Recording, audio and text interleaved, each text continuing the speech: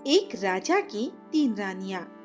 राजा धर्मवीर की 3 रानियां थीं।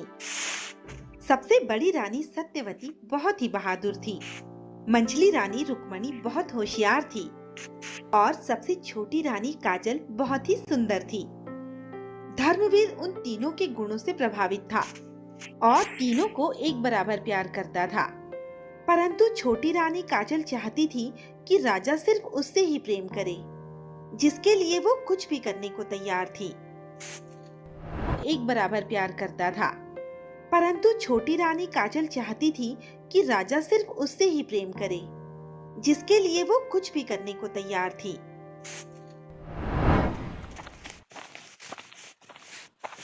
तुम बिल्कुल सही समय पर आई हो। मुझे देखो और बताओ कि मैं कैसी लग रही हूँ। मैं उन दोनों रानियों से ज्यादा सुंदर हूँ ना? छोटी रानी जी, आपकी सुंदरता के आगे बड़ी रानी और मछली रानी कहीं नहीं दिखती। और ये हार तो आपकी सुंदरता को और भी बढ़ा रहा है। इससे आपकी सुंदरता में 4 चांद लग गए हैं। वो तो होना ही था। ये हार मुझे महाराज ने जो भेंट किया है, वो मुझे सबसे अधिक प्रेम करते हैं। मुझे तो लगता है कि राजा आपसे अधिक प्रेम मछली रानी से करते हैं। तुम ऐसा कैसे कह सकती हो कि राजा मुझसे कम प्रेम करते हैं? रानी जी, मैं अभी अभी मछली रानी के कमरे से आ रही हूँ। राजा जी उनके साथ शतरंज खेल रहे हैं। इसका मतलब है उन्हें मछली रानी से अधिक प्रेम है और उन्हें उनके साथ रहना ज्यादा अच्छा लगता है। काजल धर्मवीर को रिझाने के लिए पूरा दिन सजती संवरती रहती थी और दासी ये बात जानती थी कि काजल दोनों रानियों से चिढ़ती है, इसीलिए वो उन्हें उन दोनों के खिलाफ भड़काती थी।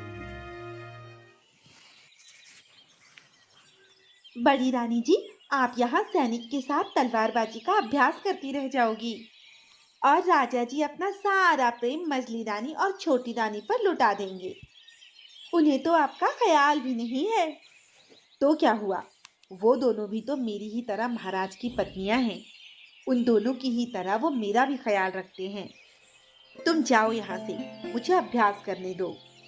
राजा जी ने छोटी रानी को हार दिया है और मछली रानी के साथ उनके कक्ष में शतरंज खेल रहे हैं, लेकिन उन्होंने आपको कुछ भी नहीं दिया।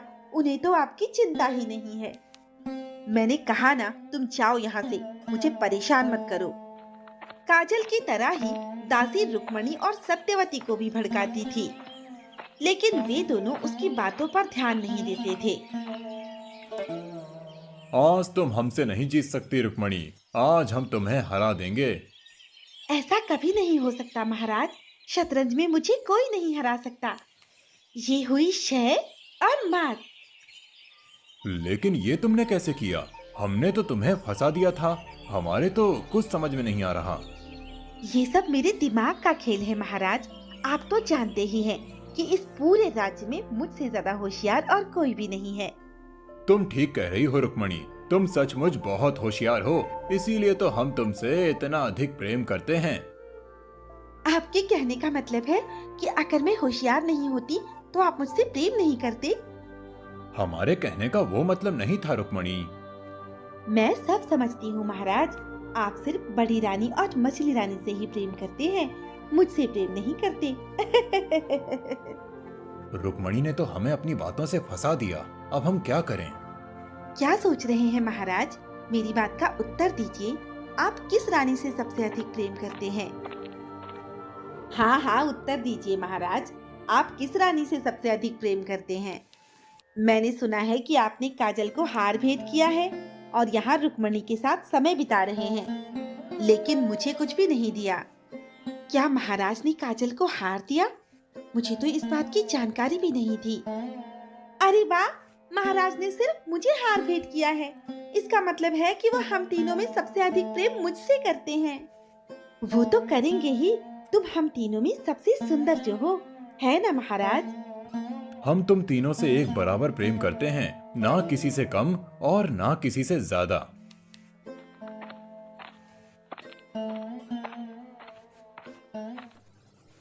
वाह काजल, तुमने भोजन तो बहुत स्वादिष्ट बनाया है। भोजन स्वादिष्ट कैसे नहीं होगा महाराज? मैंने इतने प्रेम से जो बनाया है।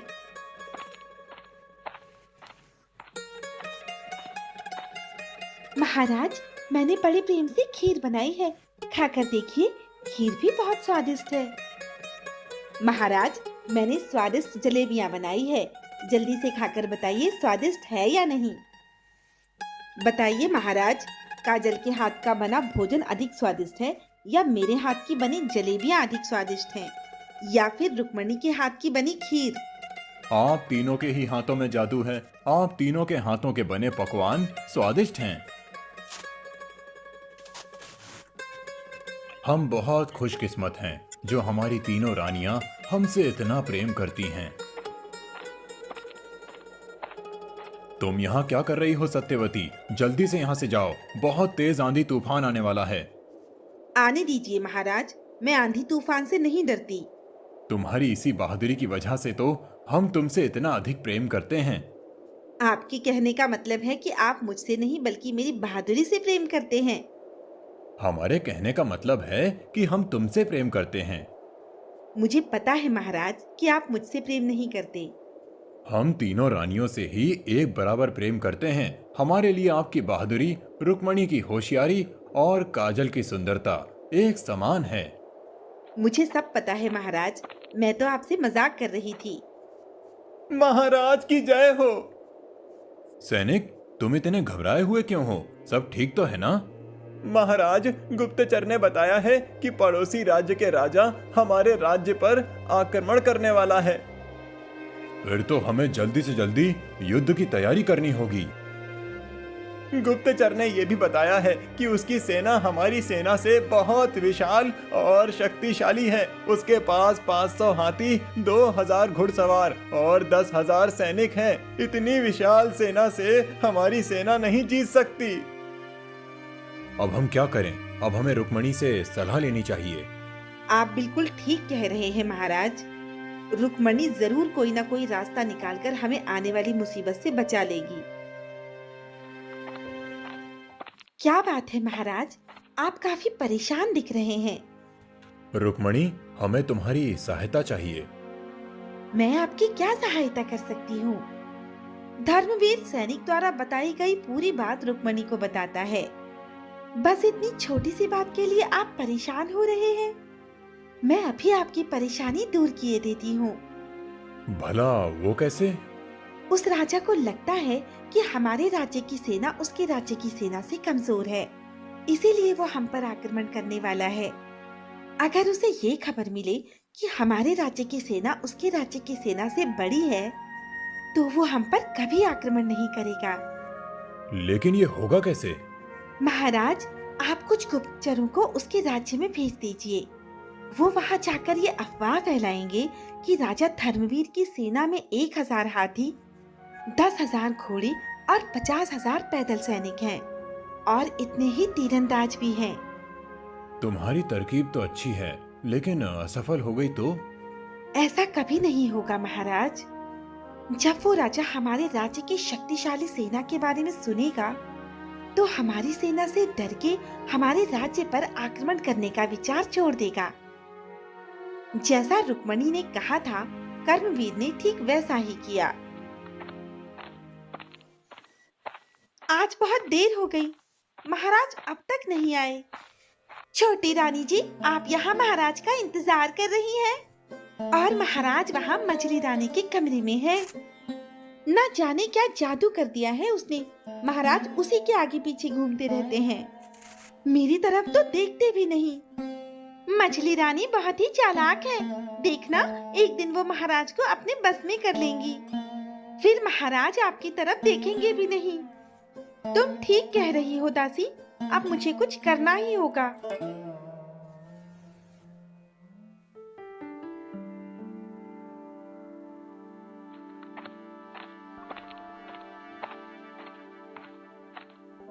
महाराज की जय हो। आपने जैसा कहा था, हमारे गुप्तचरों ने ठीक वैसा ही किया, और उनकी बातों में आकर हमारे पड़ोसी राज्य के राजा ने हम पर आक्रमण करने का फैसला बदल लिया है। अब वो आक्रमण नहीं करेगा। तुम्हारी तरकीब काम आ गई रुक्मणी। अब हमारा राज्य सुरक्षित है।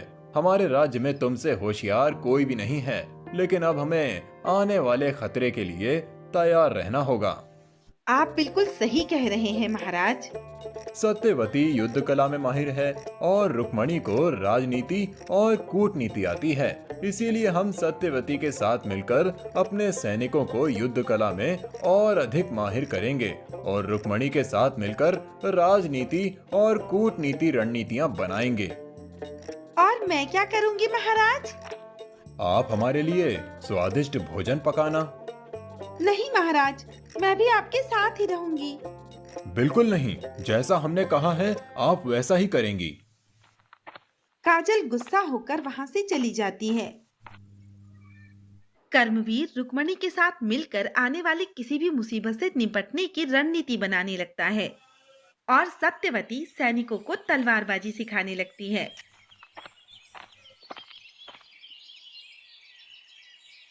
महाराज मछली रानी के साथ समय बिताने का कोई ना कोई बहाना ढूंढ ही लेते हैं। मुझे मालूम है वो सबसे ज्यादा प्रेम उन्हीं से करते हैं। ये तुम क्या बोल रही हो? कुछ नहीं महारानी।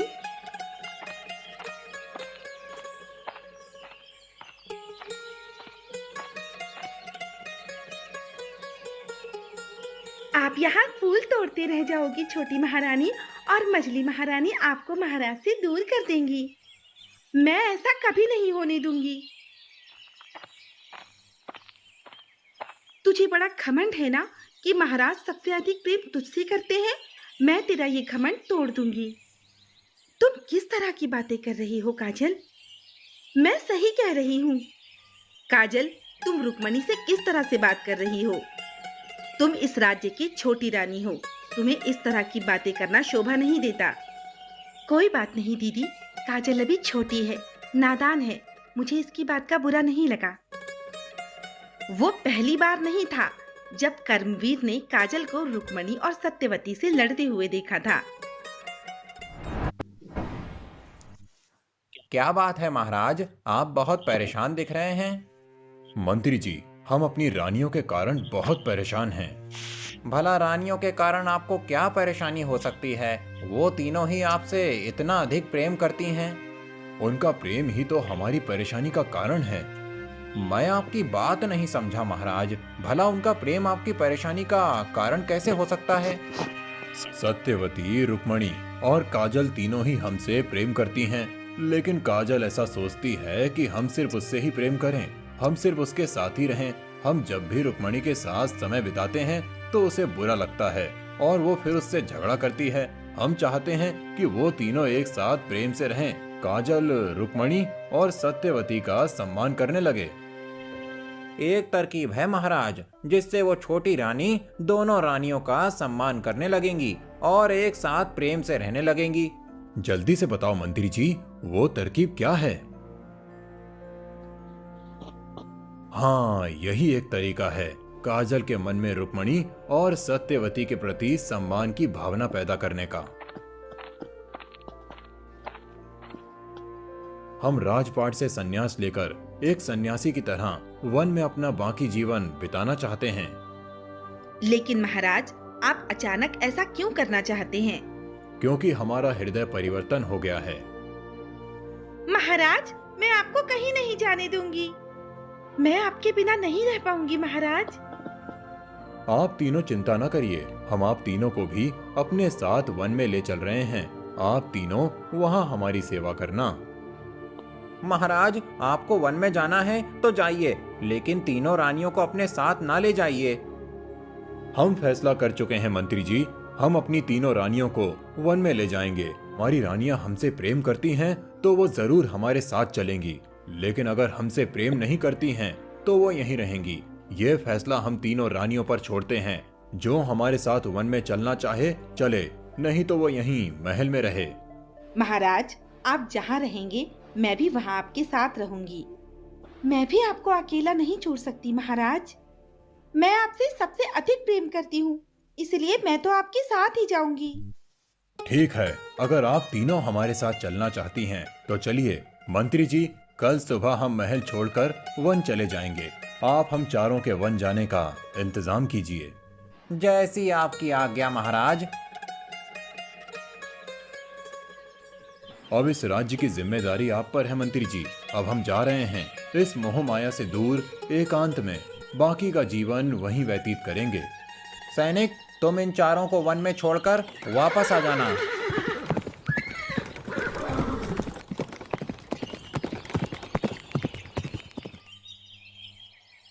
ये बहुत शांत जगह है, हम यहीं पर अपनी कुटिया बनाएंगे। आप तीनों यहाँ की साफ सफाई कीजिए, तब तक हम कुटिया बनाने के लिए लकड़ियाँ ले आते हैं। जब तक हम वापस ना आ जाएं, तब तक आप यहाँ से कहीं मत जाना। ये जंगल बहुत ही खतरनाक है, यहाँ बहुत से खतरनाक जानवर रहते हैं। न जाने महाराज ने संन्यास लेने का फैसला क्यों कर लिया, ये तो वही बता सकते हैं। मुझे यहाँ बिल्कुल भी अच्छा नहीं लग रहा। बहुत देर हो गई, महाराज अभी तक लकड़ियां लेकर नहीं आए। न जाने वो कहाँ रह गए। अब तो सूरज भी ढलने लगा है और हमारे पास उजाला करने के लिए कुछ भी नहीं है। मैं तो बहुत थक गई हूँ और मुझे भूख भी लगी है।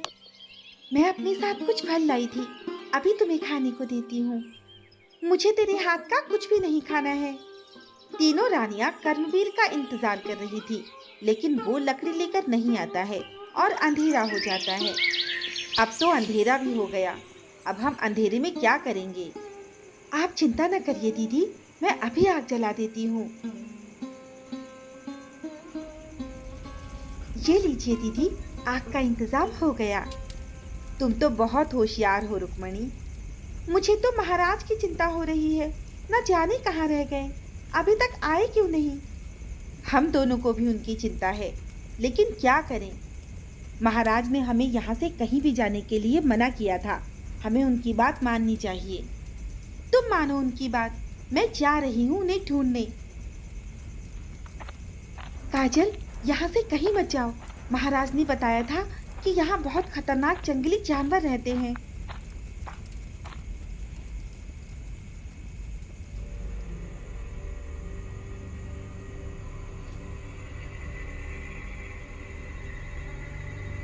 काजल, तुम ठीक तो हो ना?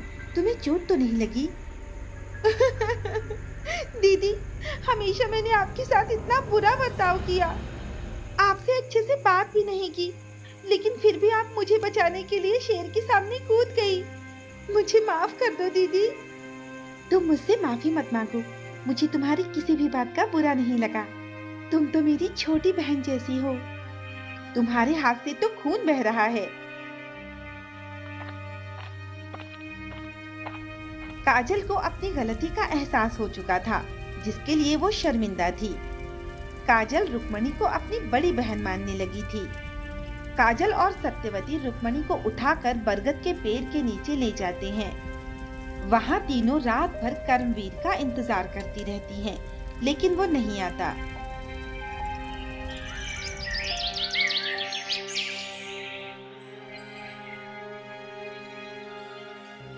लगता है आपकी तरकीब काम आ गई मंत्री जी। रात में जो कुछ हुआ उसके बाद काजल का व्यवहार बदल गया है। अब हमारी तीनों रानियां एक साथ हैं।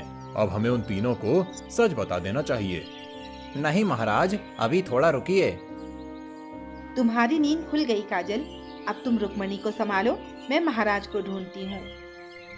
महाराज अभी तक नहीं आए काजल, मैं महाराज को ढूंढने जाती हूँ, तुम यहीं रुकना। नहीं दीदी, आप घायल हैं, आप यहीं रुकिए, मैं उन्हें ढूंढने जा रही हूँ। किसी को कहीं जाने की जरूरत नहीं है, हम खुद ही यहाँ आ गए हैं। महाराज, आप पूरी रात कहाँ थे और मंत्री जी आपके साथ क्या कर रहे हैं? ये सब मंत्री जी की तरकीब थी, ताकि काजल, मैं और तुम एक साथ प्रेम से रहने लगे।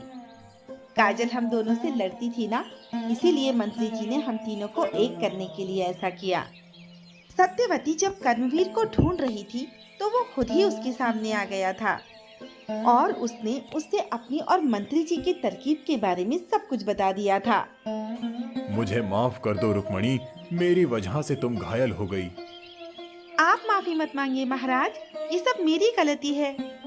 मैं चाहती थी कि महाराज सिर्फ मुझसे प्रेम करें, इसीलिए महाराज जब सत्यवती दीदी या रुक्मणी दीदी से प्रेम करते थे तो मुझे बहुत गुस्सा आता था और गुस्से में मैं उन्हें भला बुरा कहती थी।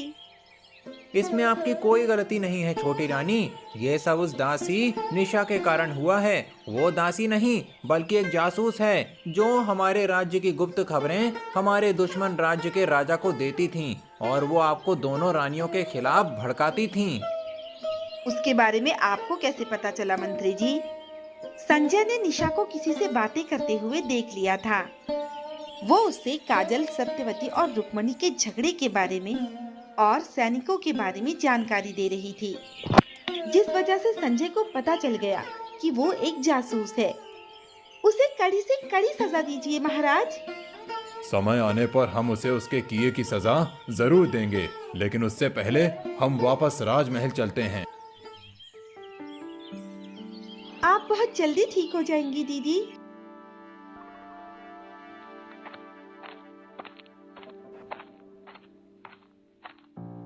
महाराज, हमारे गुप्तचरों ने बताया है कि हम पर आक्रमण होने वाला है।